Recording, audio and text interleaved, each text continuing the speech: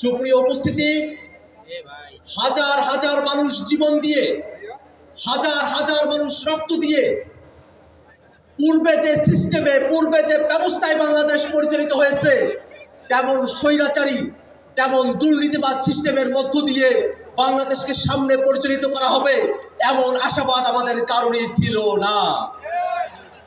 নতুন যে বাংলাদেশ, এই বাংলাদেশ নতুন ব্যবস্থায় পরিচালিত হবে, নতুন সিস্টেমে পরিচালিত হবে। নতুন বাংলাদেশে কোনো দুর্নীতিবাজ, কোনো চাঁদাবাজ, কোনো টেন্ডারবাজের জায়গা হবে না।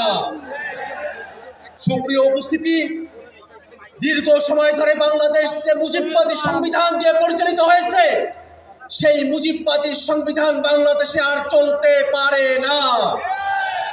নতুন সংবিধান প্রণয়নের জন্য অবশ্যই বাংলাদেশে গণপরিষদ নির্বাচন আয়োজন করতে হবে।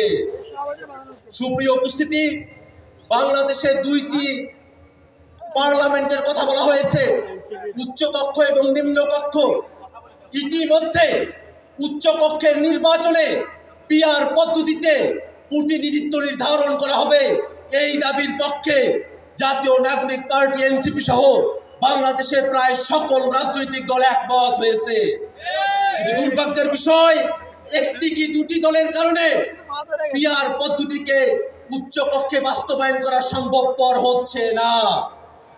আমরা স্পষ্ট করে বলতে চাই, বাংলাদেশকে যদি নতুন কাঠামোতে পরিচালিত করতে হয়, অবশ্যই পিআর পদ্ধতির বাস্তবতা নিয়ে আমাদের সকলকে গভীরভাবে ভাবনা করতে হবে, বাস্তবায়নের পথ আমাদেরকে অন্বেষণ করতে হবে।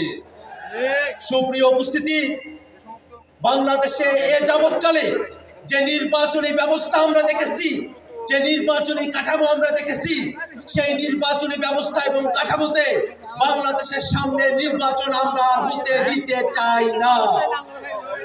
বেশি শক্তির বলে, কালো টাকার বলে, জোর জবরদস্তি করে, কেন্দ্র দখল করে বাংলাদেশের নির্বাচনে জিতে আসার যে ব্যবস্থা, সেই ব্যবস্থা অবশ্যই পরিবর্তন করতে হবে। হাজার মানুষের জীবনের ভিতর দিয়ে যে নতুন বাংলাদেশ আমরা পেয়েছি, সেই বাংলাদেশকে আমরা আর কখনোই ব্যর্থতায় পর্যবসিত হতে দেব না। নতুন বাংলাদেশ যাতে প্রতিষ্ঠিত না হয়, সেই কারণে বিদেশি শক্তিগুলো তারা মাথাচাড়া দিয়েছে। আমরা স্পষ্ট করে বলতে চাই, বাংলাদেশের সংস্কারকামী জনতা, বাংলাদেশের সংস্কারপন্থী জনতা, আমরা সকলে ঐক্যবদ্ধ। বিদেশি হোক, দেশি হোক, কোন শক্তি বাংলাদেশের সংস্কারের আন্দোলনকে দাবায়ে রাখতে পারবে না।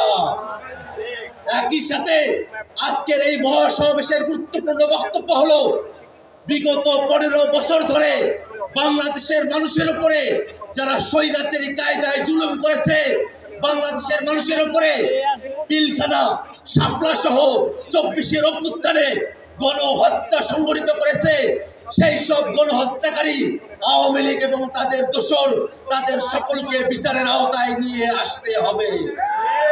সম্মানিত উপস্থিতি, বাংলাদেশের সংস্কার এবং বিচারের মধ্য দিয়ে নতুন বাংলাদেশ প্রতিষ্ঠিত হবে। সেই বাংলাদেশ প্রতিষ্ঠায় বাংলাদেশের সকল মুক্তিকামী জনতা ঐক্যবদ্ধ ভূমিকা পালন করবে, এই আশীর্বাদ ব্যক্ত করে আমি আমার সংক্ষিপ্ত বক্তব্য এখানে শেষ করছি। আসসালামু আলাইকুম ওয়া রাহমাতুল্লাহ।